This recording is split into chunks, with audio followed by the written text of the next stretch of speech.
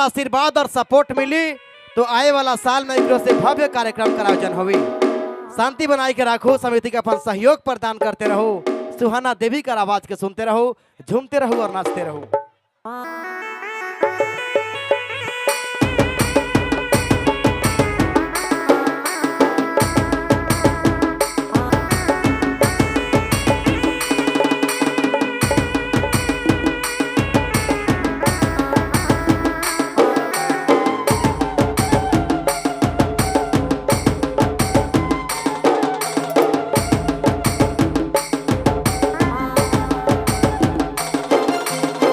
Hello hello check, सुहाना जी आप आएंगे मंच पर। चलो आपने कर बीच इंतजार रहे बेसब्री सामने वह कलाकारा के लगा थी आवाज सुहाना देवी कर खूबसूरत आवाज के सुनने कर बेरा हुआ थे, रोने कर पसंद के शामिल करे कर बेरा हुआ थे। चलो फिर से झूमते रहो, एंजॉय करते रहो। कहे ना जे लखे अगर पूरब में सोना रेखा नदी बहेला तो पश्चिम में नतर हाट कर पहाड़ी एक कला खूबसूरती के बताएला। ओहे लकी हमरे कर झारखंड राज्य नदी नाला टका टकू पहाड़ पर्वत कतई सुंदर दिसेला। हाय रे हमार झारखंड का राज्य देखो कतई सुंदर दिसेला।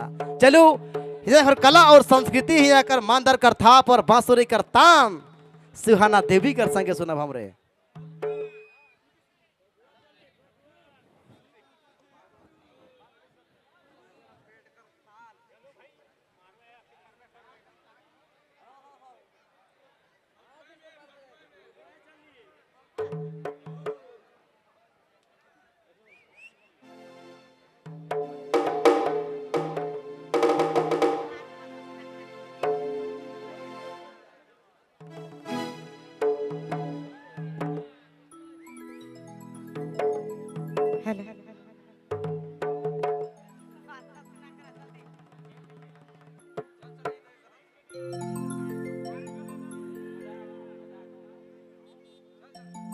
हेलो